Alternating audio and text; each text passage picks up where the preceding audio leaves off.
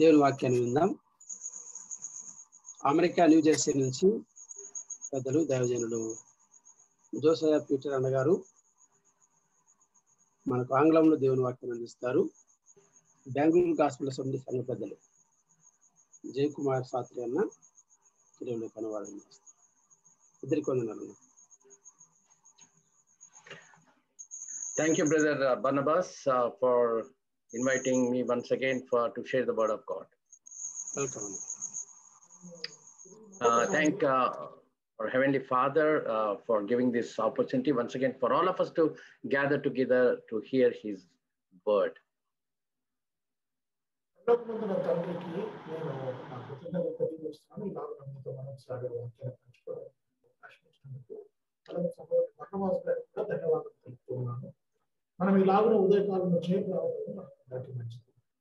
Clarity లేదు brother సత్రి గారు. Yeah, your voice is not clear, brother. Resound లాగా అసలు వినపడట్లే.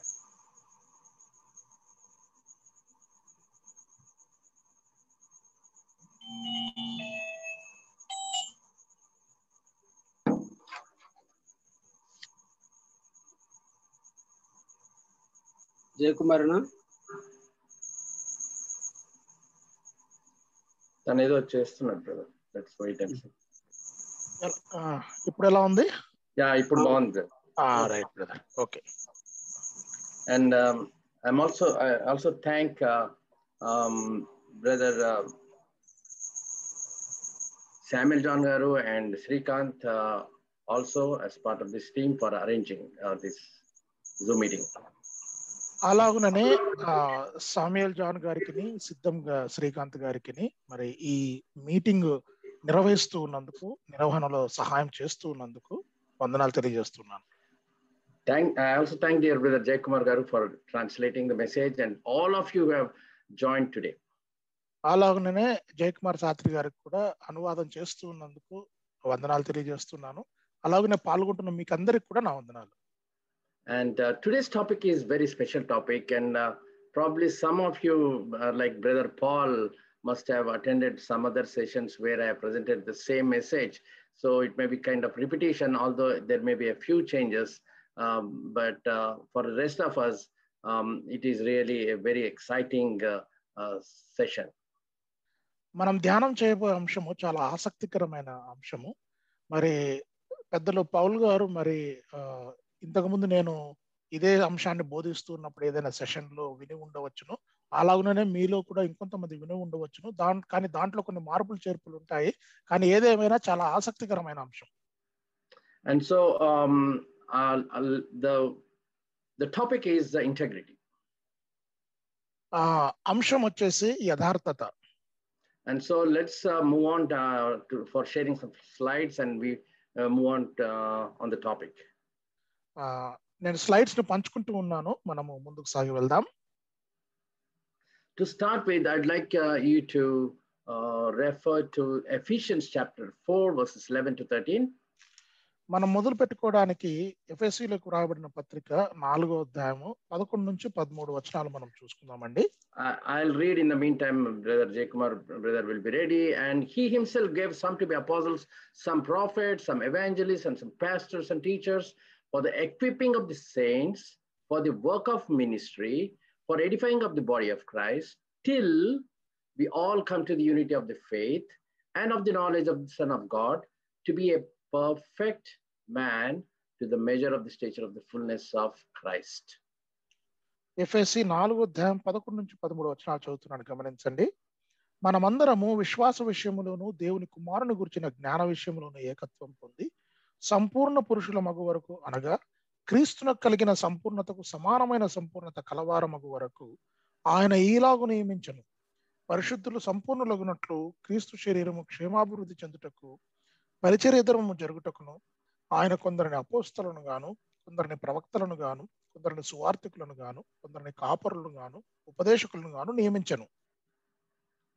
And here God is expecting each one of us to come to the unity and faith, unity of the faith and of the knowledge of the Son of God. ఇక్కడ దేవుడు మనమందరము విశ్వాస విషయములోను దేవుని కుమారుని గురించిన జ్ఞాన విషయములోను ఏకత్వం పొందాలని ఆశపడుతున్నాడు. To a perfect man. సంపూర్ణ పురుషుల మగు వరకు. That is a big expectation. ఇది ఏదైతే ఈ ఆశ దేవుడు మన విషయంలో పడుతూ ఉన్నాడో అది చాలా పెద్ద ఆశ. A better term, yeah, I think the Asha may be the right one. To the measure of the stature of the fullness of Christ. దేవుడు మన పట్ల కలిగి ఉన్న కోరిక ఎటువంటి కోరిక అంటే క్రీస్తునకు కలిగిన సంపూర్ణతకు సమానమైన సంపూర్ణత మనము కలిగి ఉండాలని దేవుడు కోరిక కలిగి ఉన్నాడు. That's a big task, very, very big task. అది చాలా దొడ్డ పని. And so we ourselves can never achieve that. మనము వాస్తవానికి అలాగున ఎన్నటికీ అవ్వలేము. And so there's a reason the Holy Spirit God has already given us, when we are born again, he has given various gifts to each one of us. పరిశుద్ధాత్మ దేవుడు మనకు ఎన్నో వరాలు ఇచ్చాడు. ఒక్కొక్కరికి వారికి తగ్గట్టుగా వరాలు ఇచ్చాడు. మరి పని చేస్తా ఉన్నాడు మనలో. And some to be, of course, apostles and prophets, but more importantly, evangelists and pastors and teachers. కొంతమందిని అపోస్తలుగాను కొంతమందిని ప్రవక్తలుగాను నియమించబడ్డారు. దానికంటే ముఖ్యంగా కొందరు సువార్థికులుగా, కొందరు కాపరులుగా, కొందరు ఉపదేశకులుగా నియమించబడ్డారు. And these three are more relevant to us. ఈ మూడు మనకు బాగా మనం బాగా అన్వయించుకోవచ్చు. The reason the Holy Spirit God has equipped us with these things is for equipping of the saints for the work of ministry. పరిశుద్ధాత్ముడు ఈలాగున మనలో ఒక్కొక్కరికి కావలసిన వరాన్ని ఇచ్చాడు. ఎందుకు అంటే గనక పరిచర్య ధర్మాన్ని బాగా జరిగించడానికి. For edifying the body of Christ. క్రీస్తు శరీరాన్ని అభివృద్ధి చేయడానికి, ఆత్మీయంగా అభివృద్ధి చేయడానికి. Yeah. So God is more importantly expecting our spiritual growth. దేవుడు ముఖ్యంగా మనము ఆత్మీయంగా ఎదగాలని ఆశపడుతూ ఉన్నాడు. And so it's all about internal matter. It's all the internal growth that God is expecting from each one of us. ఇదంతా కూడా లోపల విషయం. ఇదంతా కూడా లోపల ఏదైతే ఎదుగుదల అవసరం ఉందో ఆ విషయం ఇది. And all the rest would automatically follow, like the external behavior, external speech, everything automatically follow once the internal heart, internal spirit is cleansed and renewed. Automatically all other things follow. మన లోపల ఉన్న హృదయము కడగబడుట ద్వారా, నూతన పరచుట ద్వారా, లోపల ఉన్న విషయాలన్నీ సరిదిద్దబడుట ద్వారా బాహ్య సంబంధమైన ప్రవర్తన, అది మాటలు కావచ్చు, చేతలు కావచ్చు, ఇవన్నీ కూడా దారిలోకి వస్తాయి. Yet we are always being tempted by Satan from outside to listen to him rather to the Holy Spirit God who resides in us. సాతాను ద్వారా మనం నిత్యము శోధింపబడుతున్నాము, తప్పుదారిలోకి మనం నడిపించబడుతూ ఉన్నాము. దేవుని వాక్యానికి భిన్నంగా కాకుండా ఆయన చెప్పే మాటలకు వినున్నట్లుగా మనం శోధింపబడుతున్నాం. If we really sit on a day-to-day basis and at the end of the day we keep an account of what all things we did, how we behaved, how we talked, how we behaved with people and all that, the list will be very big actually. I mean, we definitely cannot say that we lived a very perfect life in a given day. ఒక దినములో మనము చేసుకున్న పనులన్నీ కూడా రాసుకొని బేరుజు వేసుకొని చూసుకుంటే అవి లెక్కకు మించినవిగా ఉంటాయి. వాటిల్లో కూడా మనము ఎక్కువగా దేవునికి దగ్గరగా లేదా వాక్యానుసారంగా జీవించినట్లుగా మనకు కనపడదు. I mean, to some extent, not all, to some extent we might have failed here and there. మనము మరీ ఎక్కువగా కాకపోయినా కొద్ది మోతాదులో అయినా అక్కడో ఇక్కడో ఖచ్చితంగా మనము విఫలమై ఉంటాం. Many times we don't even know about it. చాలా సార్లు మనం అది గ్రహించలేకపోవచ్చు కూడా. And so here we are once again, God has given the scriptures to to really move on, listening to the word of God, and to walk according to the prompting of the Holy Spirit. దేవుడు మనకు వాక్యాన్ని ఇచ్చాడు.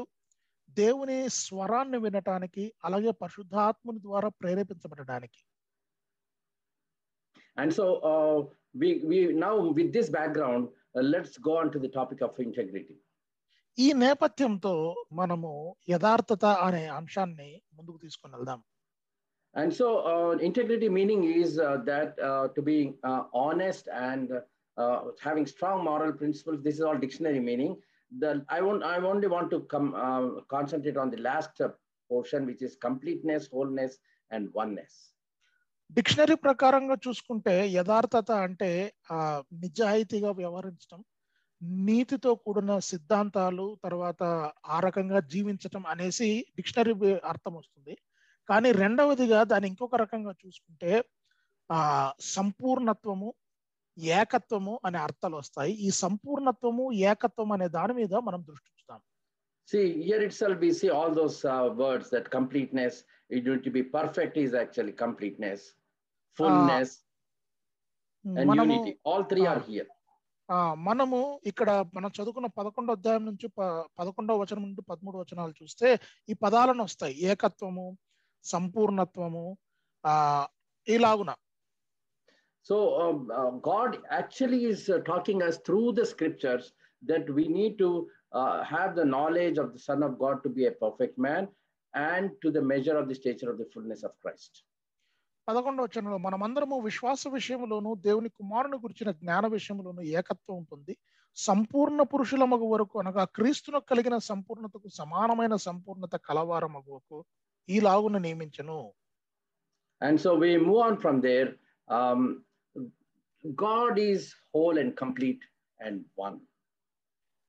దేవుడు పూర్ణుడు, నిండుగా ఉన్నవాడు, ఒక్కడుగా ఉన్నవాడు. He is of course Trinity, but in essence they are one. ఆయన త్రిత్వముగా కనబడుతున్నాడు కానీ మరి మొత్తానికి ఆయన ఒక్కడే. And so in Genesis chapter 1 and 27 we see, so God created man in his own image. ఆదికాండం 1వ అధ్యాయం 27వ వచనంలో మనం గమనించినట్లయితే దేవుడు తన పోలికలో నరుని నిర్మించుకున్నాడు అని ఉంటుంది. Yeah, this is very important, because when we are born again, Holy Spirit God has already given us, equipped us with so many gifts. But even before that, God himself, when he created man, he created man in his own image. ఈ కృపావారాలు తర్వాత అవన్నీ కూడా పక్కన పెడితే దేవుడు తన స్వరూపమందు నరుని సృష్టించుకున్నాడు అనేది మనం బాగా గుర్తుపెట్టుకోవాలి. And with this help of these attributes that God possesses, we can actually live a life of integrity and do the service, utilizing the gifts that are provided by the Holy Spirit God. దేవుని స్వరూపంలో మనం సృజించబడ్డాం కాబట్టి దేవుడు ఏవైతే గుణగణాలు కలిగి ఉన్నాడో అవే గుణగణాలు కలిగి మనం కూడా జీవించగలము. వాటిలో యథార్థత ఒకటి. దేవుడు యథార్థవంతుడు, మనం కూడా యథార్థంగా జీవించగలము అనేది మనం అర్థం చేసుకోవాలి. And so we move on from there to, so the question is, God has transferred only the communicable attributes to man and not incommunicable attributes. దేవుడు ఏవైతే దేవుని వద్ద నుండి మనుష్యునికి సంతరించేవి, అంటే ఆయన వద్ద నుండి మనుషులకి ఏవైతే గుణగణాలు రాగలవో, సంతరించుకోగలవో అవి మాత్రమే మనుషునికి అప్పచెప్పాడు కానీ అన్ని గుణగణాలు కూడా దేవునికి ఉన్నవి మనుషునికి ఇవ్వలేదు. And these are some of the attributes, communicable and incommunicable attributes. ఇక్కడ ఒక 2 పట్టికలు ఉన్నాయి. కమ్యూనికబుల్ అట్రిబ్యూట్స్ అంటే ఏవైతే గుణగణాలు మనుషుడికి ఇవ్వబడ్డాయో, ఏవైతే గుణగణాలు మనుషుకి ఇవ్వబడలేదో అవి పట్టి మరి ఇక్కడ ఇంగ్లీష్ లో ఉన్నాయి. And so I'm not going to go to details except just read them, and if you can translate, it will be good. Justice, righteousness, holiness, grace, mercy, goodness, and truthfulness. ఏవైతే మనకు గుణగణాలు దేవుని వద్ద నుండి మనం పునికి పుచ్చుకున్నామో అవన్నీ ఏంటంటే గనక జస్టిస్ అంటే న్యాయము, రైచియస్నెస్ అంటే నీతి, హోలీనెస్ అంటే పరిశుద్ధత, గ్రేస్ అంటే కృప, మెర్సీ అంటే దయ, గుడ్నెస్ అంటే మంచితనము, ట్రూత్ఫుల్నెస్ అంటే గనక నిజాయితీ లేదా యథార్థత. And many more, but ఇంకా చాలా ఉన్నాయి అలాంటివి. And things that he cannot, I mean, these are incommunicable attributes, are self-existent itself. God himself is self-existent. We cannot. ఏవైతే గుణగణాలు మనకు దేవుని దగ్గర నుండి మనం పొందుకోలేదో వాటిల్లో ఏంటంటే కనుక సెల్ఫ్ ఎగ్జిస్టెంట్, అంటే ఆయన ఉన్నవాడుగా ఉన్నాడు, మనం అలాగున ఉండలేదు. And so then the rest of the things like omnipresent, omniscient, omnipotent, sovereign, transcendent, immanent, and immutable. ఆమ్నిప్రెజెంట్ అంటే ఆయన సర్వాంతర్యామి, అన్ని చోట్ల ఉంటాడు. ఆమ్నిషియంట్ అండ్ ఆమ్నిపోటెంట్ అంటే ఆయన సర్వశక్తిమంతుడు. సావరీన్ అంటే సార్వభౌముడు. Transcendent, what is transcendent? He is beyond the world. He doesn't depend on the universe. He is beyond the universe. మనము ఈ ప్రపంచాన్ని లేదా ఈ మనకు ఊహకు అందకుండా అంతకంటే ఎక్కువైన వాడు దేవుడు. Immanent and immutable. Yeah, immanent means one who is within the universe, within the world. He is present here also. ఆయన ఈ లోకములో మనతో పాటు కూడా ఉన్నవాడు అని. And immutable, we know, never changing. Immutable అంటే గనక అసలు ఎప్పటికీ మారని దేవుడు అని. I mean, some of these attributes, they're very, very important, because if you apply these things to various other gods in the world, they don't stand any chance, and they're all like, they fail, many of these. ఏవైతే ఈ గుణగణాలు దేవునికి సంబంధించి ఉన్నాయో ఆ గుణగణాలు కేవలం మన దేవుడు మాత్రమే కలిగి ఉన్నాడు. వేరే దేవతలతో పోల్చి చూస్తే మన దేవుడు చాలా గొప్పగా వాడు ఈ గుణగణాలను బట్టి. And so why it is important that God gave these attributes to us? ఈ గుణగణాలని దేవుడు మనకిచ్చాడు. ఎందుకు మనకిచ్చాడు? వాటి ప్రాముఖ్యత ఏంటి? Why did God transfer the attributes to man? Any answers, please? ఎందుకు దేవుడు తనలో ఉన్న కొన్ని గుణగణాలను మనుషునికి ఇచ్చాడు? ఏమైనా సమాధానం చెప్పగలరా?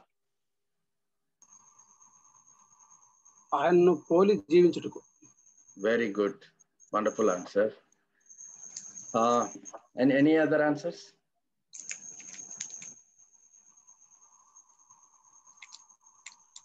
To show his greatness to the world.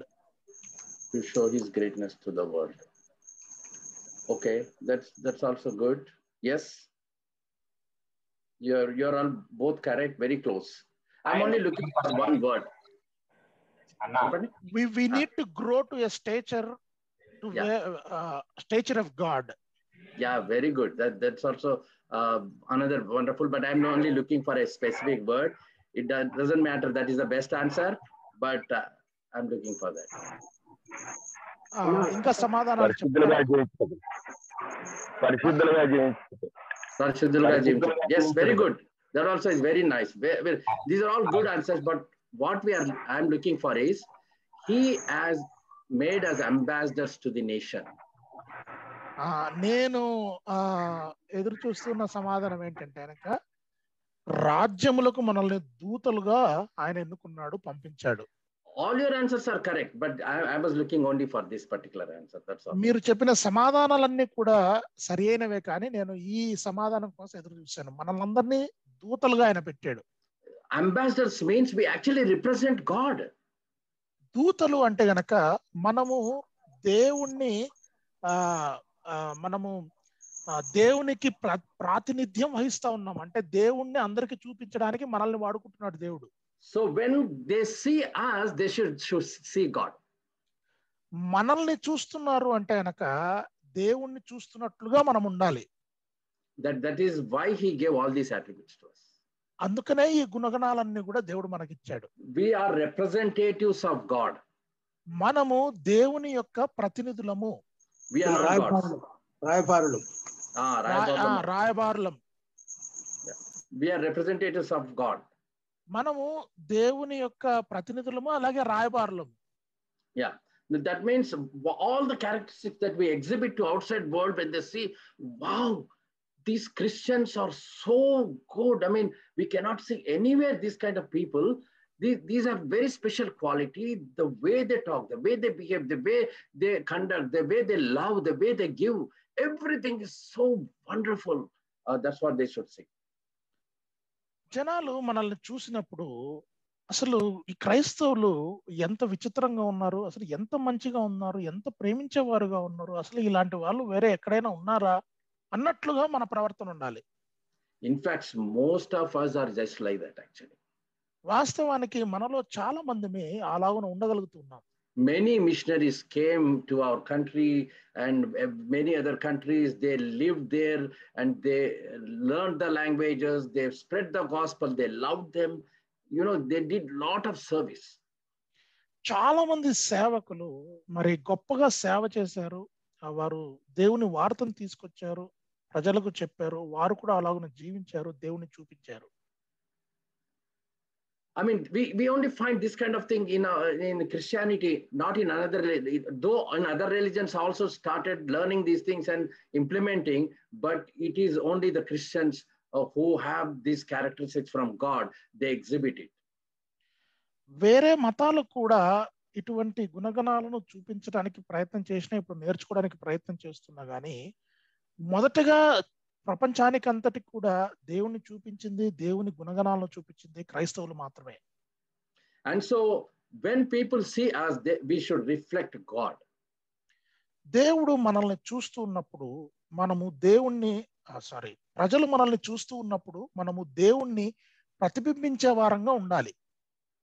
And even our walk, our talk, our behavior should actually represent what is inside us. మన నడత, మన ప్రవర్తన మన లోపల ఉన్నదాన్ని ప్రతిబింబించాలి. I mean, if we are talking like something like that, like God is love, God is gracious and all that, God speaks softly and we are speaking roughly, we are sons of God and we tell all that, and then we behave roughly and talk rudely, then it's very difficult. దేవుడు కృపగలవాడు, దేవుడు ప్రేమమయుడు, దేవుడు సమాధానకర్త అని మనం మాటలు మాట్లాడుతూ మనము మన వ్యావహారిక జీవితంలో లేదా మన దినదిన జీవితంలో మరి తిట్లు తిడతా తర్వాత చాలా కఠినంగా ప్రవర్తిస్తూ ఉంటే మనం మాట్లాడే మాటలకు మన ప్రవర్తనకు పొంతన కుదరదు. And if we call ourselves as sons of God out to outside people, మనము దేవుని కుమారులము అని ఇతరులకు చెప్పుకుంటా ఉంటే then what will they think? వాళ్ళు ఏమనుకుంటారు చెప్పండి? Oh, these sons of God are like this, so their God is also like that. ఈ దేవుని కుమారులు ఇలాగ ఉన్నారంటే కనుక వాళ్ళ దేవుడు కూడా అలాగనే ఉంటాడు అని అనుకుంటారు. I mean, you don't have to go and shout at people outside. Even shouting at home itself, the neighbors will hear and they will know what you are. నువ్వు ఇంటి బయటికి వెళ్ళి గట్టిగా వేరే వాళ్ళ మీద అరవాల్సిన అవసరం లేదు. నువ్వు ఇంట్లో ఉండి ఇంట్లో వాళ్ళ మీద అరిచినా చాలు, నీ పక్కింటి వాళ్ళు వింటారు, విని వాళ్ళు ఒక నిర్ధారణకు వచ్చేస్తారు. These Christians every day they will be fighting, you know. ఈ క్రైస్తవులు ఏం క్రైస్తవులు రోజు పోట్లాట. Every day they fight. ఎప్పుడు కొట్లాడుతూ ఉంటారు. So, I mean, I'm just giving example, not that we all do. All those who have assembled here may be very loving and very nice and all that, but I'm just giving an example. నేను ఊరికి ఉదాహరణ చెప్తా ఉన్నానండి. ఇప్పుడు ఇక్కడికి ఈ కూడికలో కూడి వచ్చిన వారంతా కూడా చాలా ప్రేమ కలిగి ఉంటారు, తర్వాత చాలా బాగా ఉంటారు. నేను ఊరికి సందర్భాన్ని బట్టి ఒక ఉదాహరణ చెప్పాను అంతే.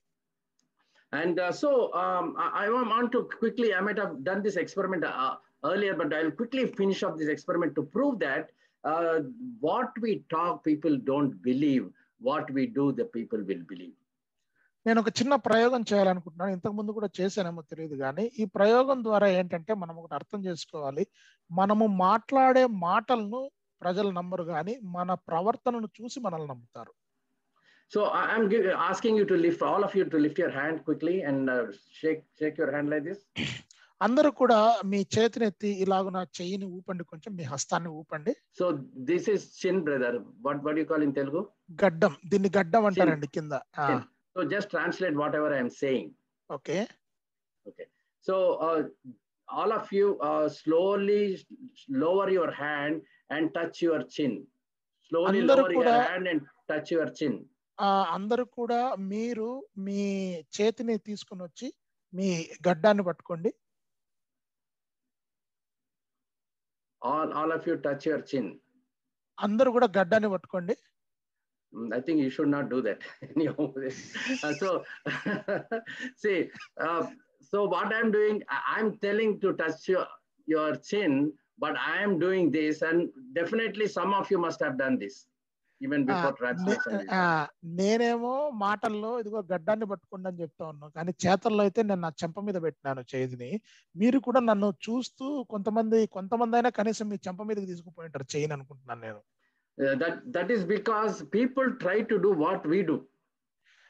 నేను ఇది ఎందుకు చేస్తున్నానంటే కనుక ప్రజలు మనం ఏమి చేస్తామో అదే చేయడానికి వాళ్ళు ముందుకు వస్తారు. That means our walk and talk should match.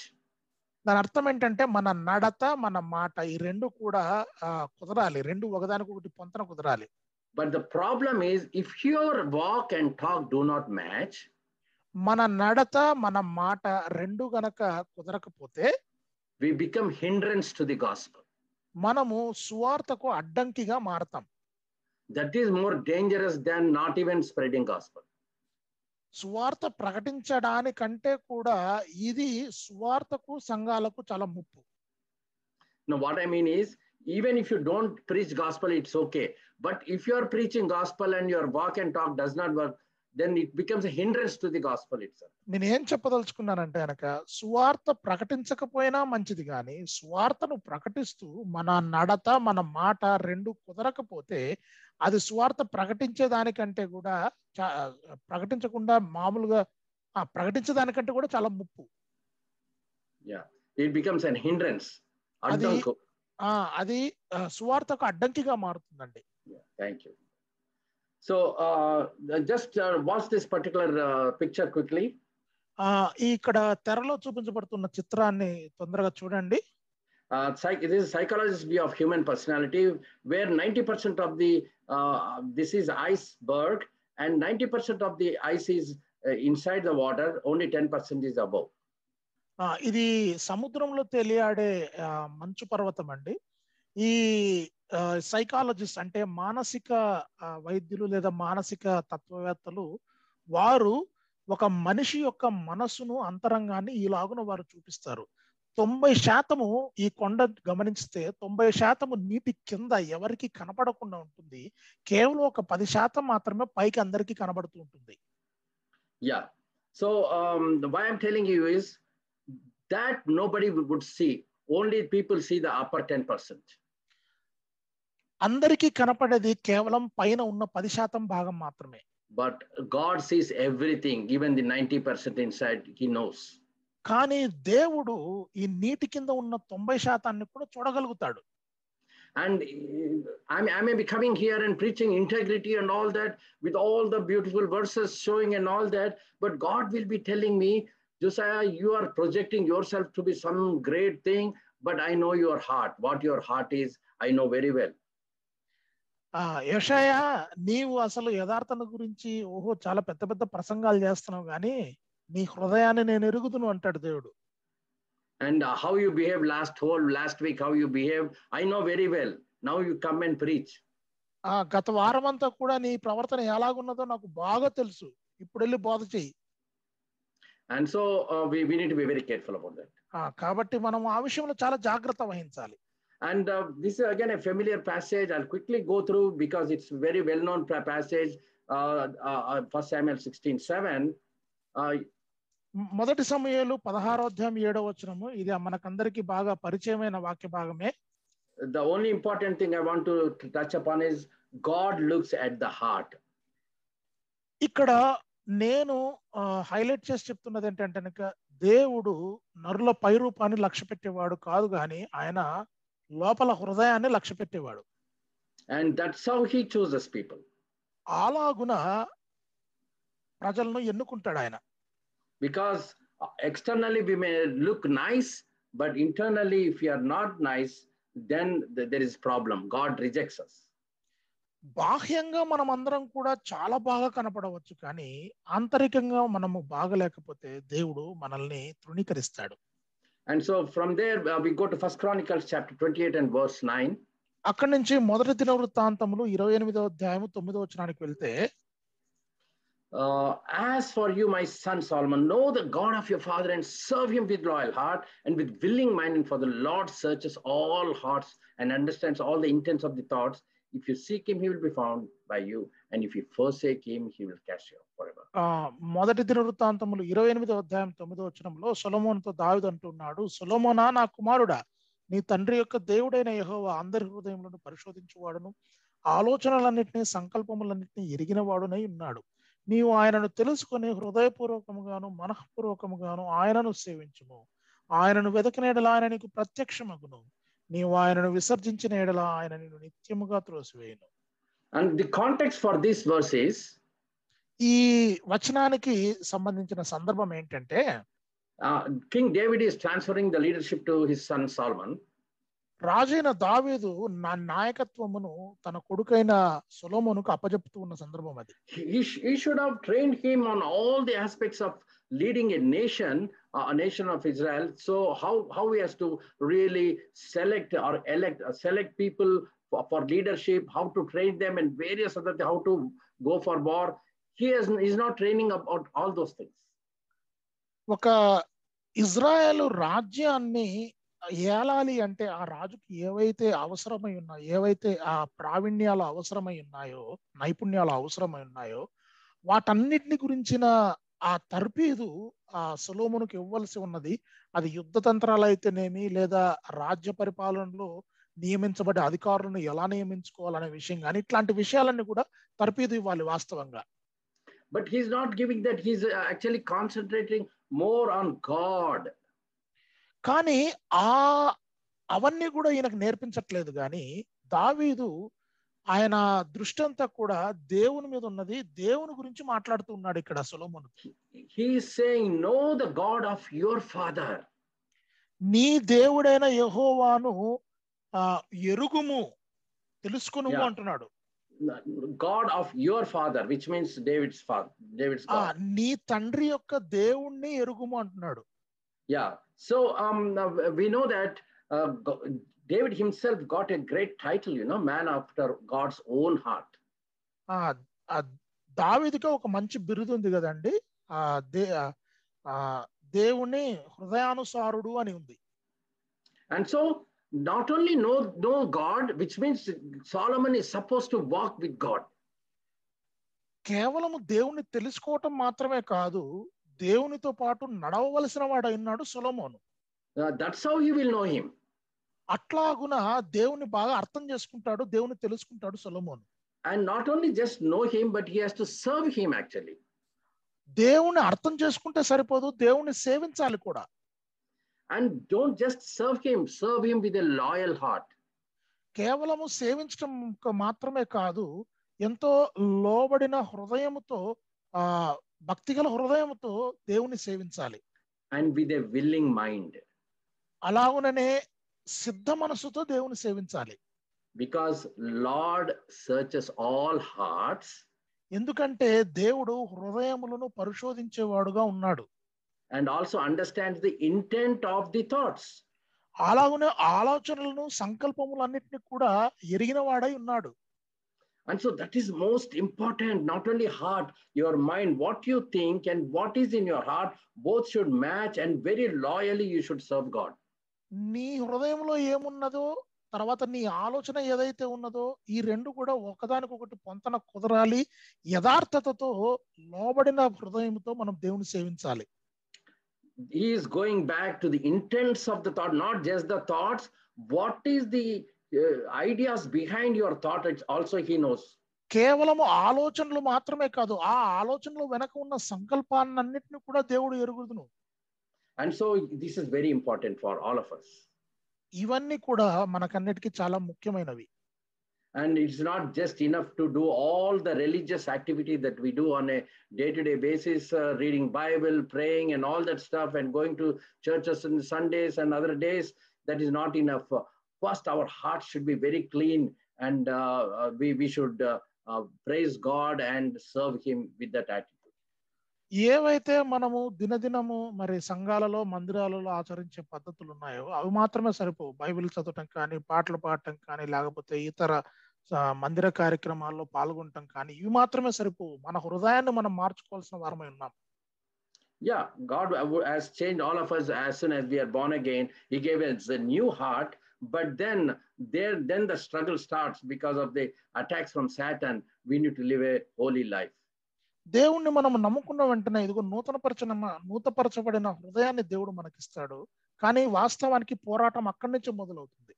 బయట నుంచి సాతాను శోధన ఉంటుంది, లోపల నుంచి దేవుడు మరి మన హృదయాన్ని కాపాడుకోవాలంటాడు. కాబట్టి ఈ పోరాటము అప్పటి నుంచి మొదలవుతుంది. So how are our thoughts actually? Your thought and my thoughts. మన ఆలోచన ఎలాగున్నాయి? మీ ఆలోచన, నా ఆలోచన. If God takes up all our hearts and projects on the screen here right now, the screen is blank right now. If He projects all us and plays a video, can we sit here in the meeting?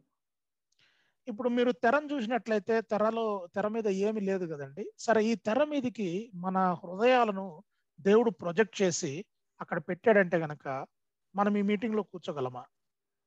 So that's what God is looking. Are we transparent? దేవుడు అదే చూస్తా ఉన్నాడు.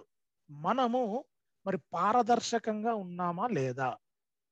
And all that we do should be transparent to God. మనము చేసేవన్నీ కూడా దేవునికి పారదర్శకంగా ఉన్నాయా లేదా? పారదర్శకంగానే ఉంటాయి. In fact, King David asked God, search my heart. వాస్తవానికి దావీదు దేవుణ్ణి అడుగుతాడు, అయ్యా ప్రభువా నా హృదయాన్ని పరిశీలించు అంటాడు. This is Psalm 139 verses I think 23 and 24. 139వ కీర్తన 23-24 వచనాలు అనుకుంటాను. So do we have that courage to ask God, search my heart and change my heart and see if there is any iniquity and remove that, and can we ask that?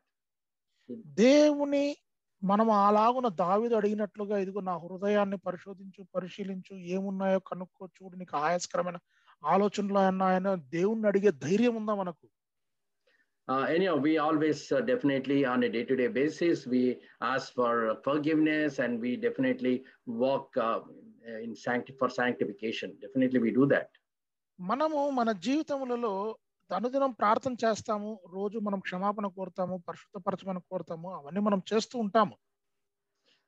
And so we need to take care of our day-to-day life. And then as we go into Isaiah chapter 29 verse 13, యెషయా 29వ అధ్యాయము 13వ వచనానికి మనం తిప్పితే, therefore the Lord said, in as much as these people draw near with their mouths and honor me with their lips, but have removed their hearts far from me, and their fear towards me is taught by the commandments of people.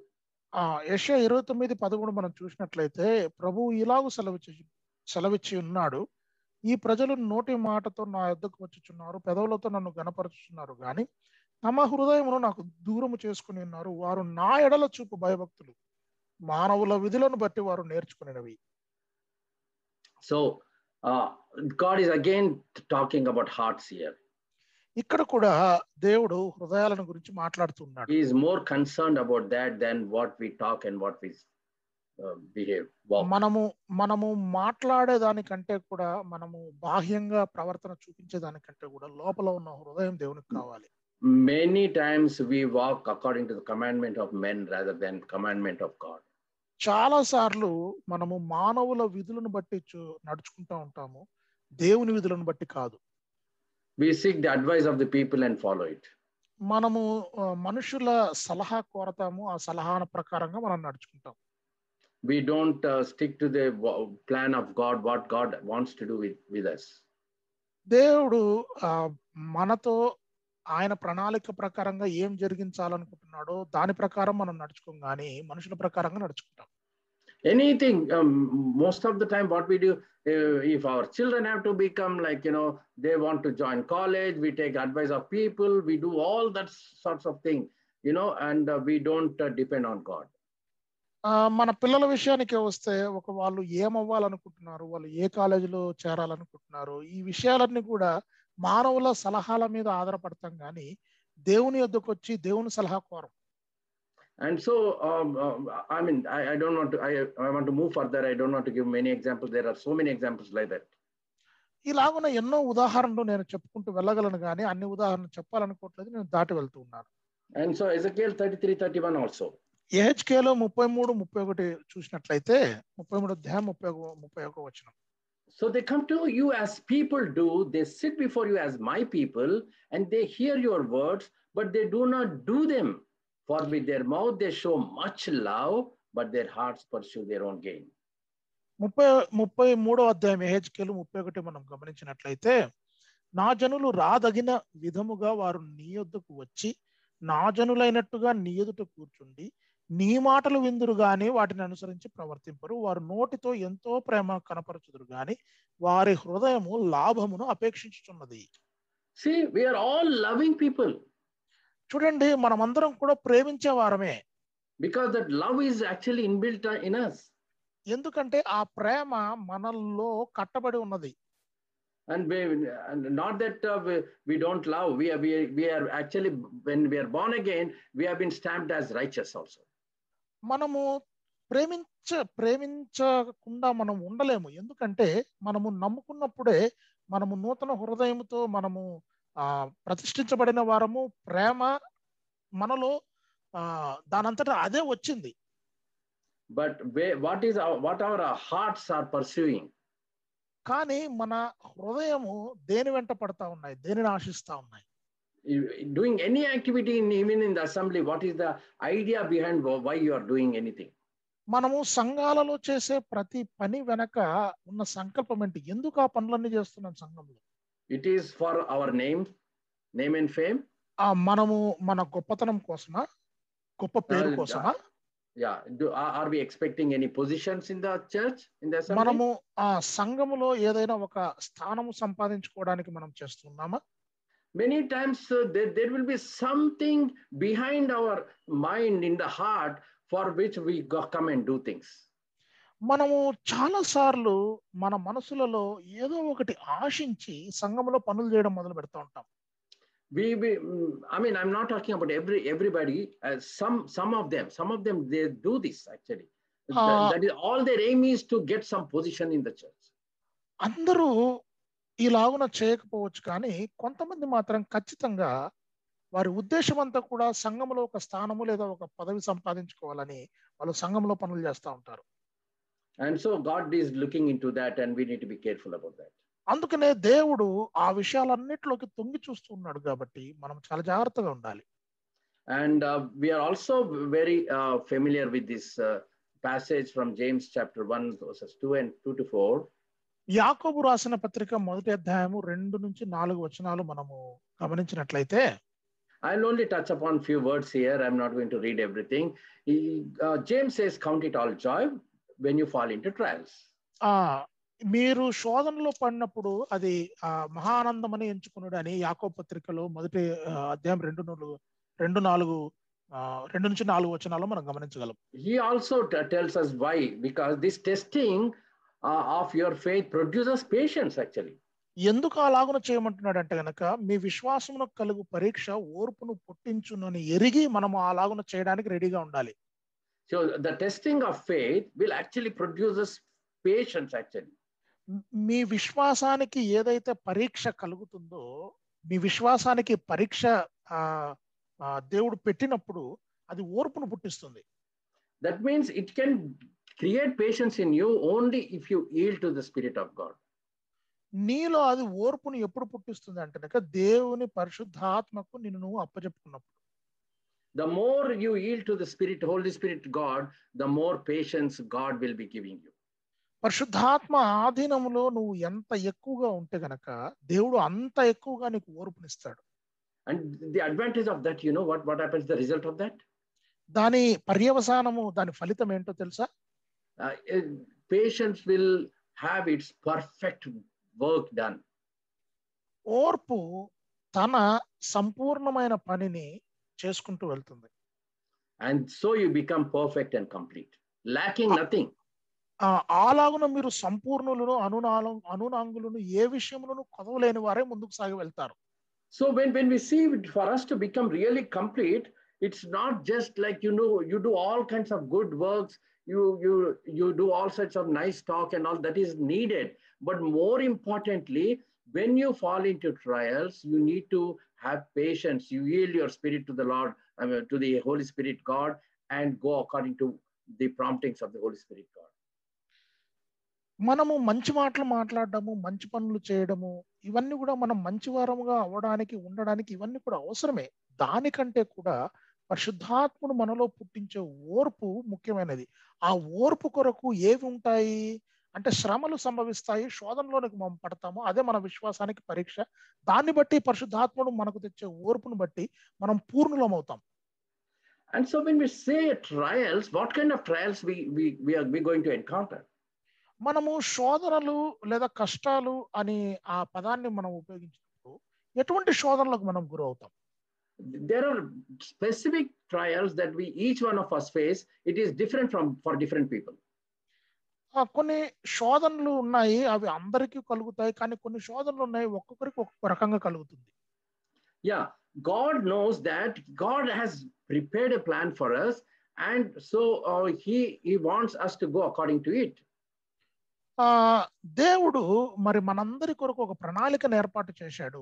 ఆ ప్రణాళిక ప్రకారంగా వెళ్ళాలి అని దేవుడు కోరుతూ ఉన్నాడు. So when you go through this crisis, this crisis in life, it is that what is your kind of response or reaction to it actually?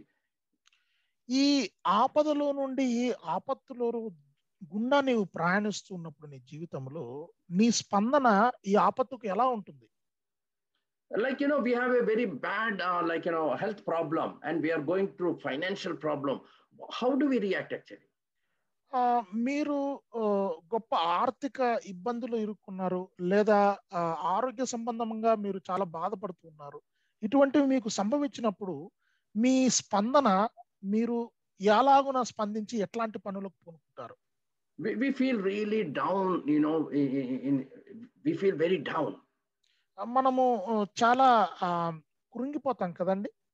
It is natural. It happens to everybody. అది సహజమే, అందరూ కూడా అలాగనే కృంగిపోతారు. But we should remember that without God's knowledge, this thing would not come into our life. కానీ మనం గుర్తుంచుకోవాల్సినది ఏంటంటే కనుక దేవునికి తెలియకుండా ఇటువంటి క్లిష్ట పరిస్థితులు మనకు సంభవించవు. And we should understand that this is a building block for our journey to completeness. మనము పరిపూర్ణులు అవ్వడానికి సాగించే ప్రయాణములు ఇవన్నీ కూడా మెట్ల లాంటివి. So God wants us to change.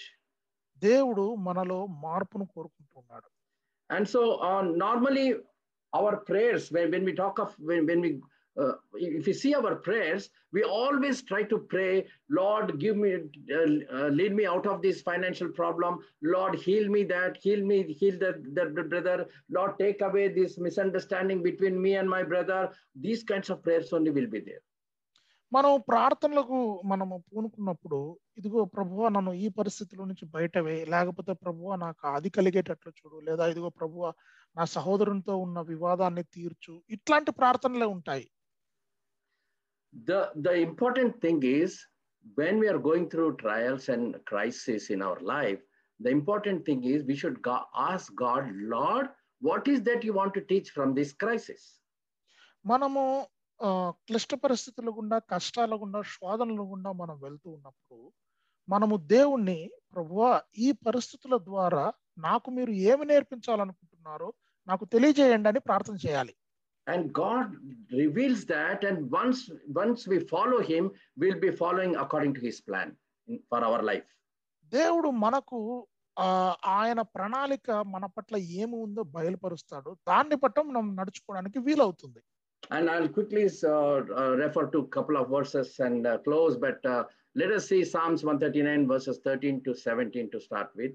కీర్తనలు 139 13 నుంచి 17 వచనాలు మనము చూసుకుందామండి. First I will read from 13 to 15. For you formed my inward parts, you covered me in my mother's womb. I will praise you, for I am fearfully and wonderfully made. Marvelous are your works, and that my soul knows very well. My frame was not hidden from you when I was made in secret and skillfully wrought in the lowest parts of the earth. 13, 14 వచనాలు నేను చదువుతున్నాను. 139వ కీర్తన. నా అంతరింద్రియములను నీవే కలుగు చేసితివి, నా తల్లి గర్భమందు నన్ను నిర్మించిన వాడవు నీవే. నీవు నన్ను కలుగు చేసిన విధము చూడగా భయమును ఆశ్చర్యమును నాకు పుట్టుచున్నవి. అందును బట్టి నేను నీకు కృతజ్ఞతాస్తుతులు చెల్లించుచున్నాను. నీ కార్యములు ఆశ్చర్యకరములు, ఆ సంగతి నాకు బాగుగా తెలిసి ఉన్నది. And so this is an amazing passage which reveals how fearfully and marvelously and wonderfully we were made. మనము ఎంత ఆశ్చర్యకరముగా, ఎంతటి భయము కలుగజేసే విధంగా మనము రూపించబడ్డామో దానికి అర్థం పట్టే వచనాలు ఈ వచనాలు. Just imagine in the mother's womb, slowly the brain start forming, slowly the fingers grow, the heart is forming, the blood vessels are forming, and it's unbelievable how everything forms. తల్లి గర్భములో ఒక్కసారి ఊహించుకోండి, మెదడు రూపాన్ని సంతరించుకోవటము, రక్తనాళాలు తయారవ్వటము, గుండె తయారై గుండె కొట్టుకోవటం మొదలు పెట్టటము, ఇవన్నీ ఒక్కసారి ఊహించుకోండి ఎంత ఆశ్చర్యం కలుగుతుందో. When we come out into this world and when we see that we all have nice hands and mouth to speak and eyes to see and all these things, it's such an amazing thing that we need to every day sit and praise God for that. అసలు మనము తల్లి గర్భంలో నుంచి బయటికి వచ్చిన తర్వాత ఇదిగో చేతులు కానీ, కాళ్ళు కానీ, లేకపోతే మాట్లాడడానికి నోరు కానీ, చూడడానికి కన్నులు కానీ, ఇలాంటివన్నీ మనం కలిగి ఉండటము అది ఎంతో సంభ్రమాన్ని, ఆశ్చర్యాన్ని కలిగిస్తుందండి. దీన్ని బట్టి అసలు మనం దేవుని రోజు స్తుతించాలి. And that is not the only thing.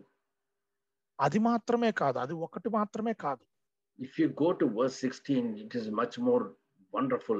Your eyes saw my substance being yet unformed, and in your book they all were written, the days fashioned for me, when as yet there were none of them.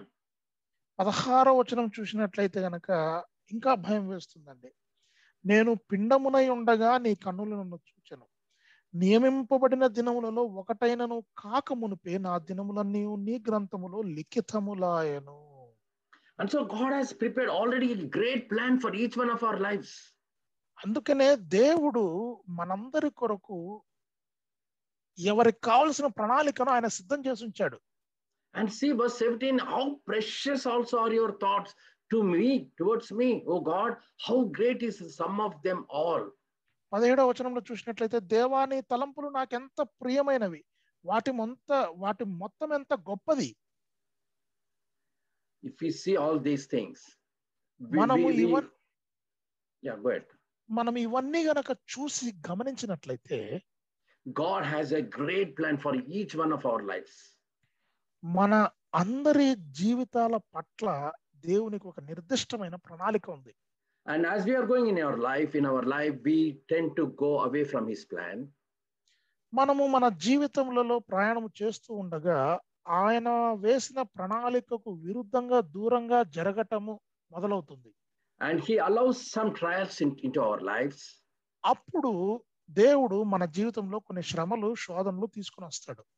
And he's expecting us to come back and find out, Lord, why these trials? What do you want to teach me from these trials?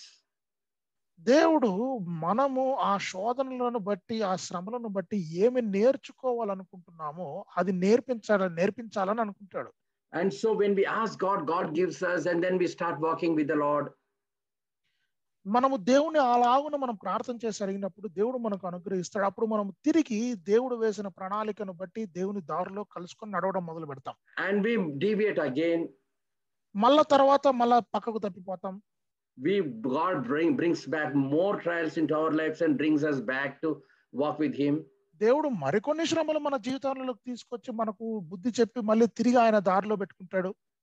So all these trials are the building blocks of our character. ఈ శోధనలు, ఈ శ్రమలన్నీ కూడా మన శీలము లేదా మన జీవితము, మన పూర్ణత్వము రూపించుకోవడానికి అవసరమై ఉన్నవి. Ultimately, God is helping us to become complete, perfect, and person of integrity. మొత్తంగా మనం గమనించి చూసినట్లయితే దేవుడు మనము సంపూర్ణులముగా అనూనాంగులముగా ఎటువంటి లోపము లేని వారంగా కట్టబడాలని రూపుదిద్దుకోవాలని ఆశపడుతున్నాడు. And that's why James is telling, count it all joy. అందుకనే దేవుడు యాకోబు అంటున్నాడు, మహదానందంగా ఎంచుకోండి అంటున్నాడు. And so I'm closing this. We are already 5 minutes cross. So we have come to the end of this session. May the Lord help each one of us to, when we fall into trials, where we need to know that God has great plan for us and he's helping us to get back to his plan. And so we rejoice and give thanks to the Lord. నేను ముగిస్తున్నాను. మనము నేర్చుకోవాల్సింది ఏంటి అంటే కనుక, దేవుడు మన పట్ల నిర్దిష్టమైన ప్రణాళికను కలిగి ఉన్నాడు. దేవుని దారిలో నుండి మనం తప్పి మనం పక్కకు జరిగినప్పుడంతా కూడా శోధనల ద్వారా మనకు దేవుడు మనకు నేర్పించేవాడుగా ఉన్నాడు. దాంట్లోంచి మనం పాఠాలు నేర్చుకొని మనల్ని మనం సరిదిద్దుకొని దేవునికి మనం ఇష్టలంగా పూర్ణులంగా జీవించాలని కోరుకుంటూ ఉన్నాడు. God has equipped us enough with all his attributes, wonderful attributes. So let us utilize those attributes and bring glory to God. దేవునికున్న ఎంతో రమ్యమైన గుణగణాలతో మనలందరినీ సృష్టించాడు దేవుడు. అవన్నీ కూడా మనకిచ్చాడు. ఆ గుణగణాలతో మనము దేవుణ్ణి మహిమపరచవలసిన వారమై ఉన్నాం.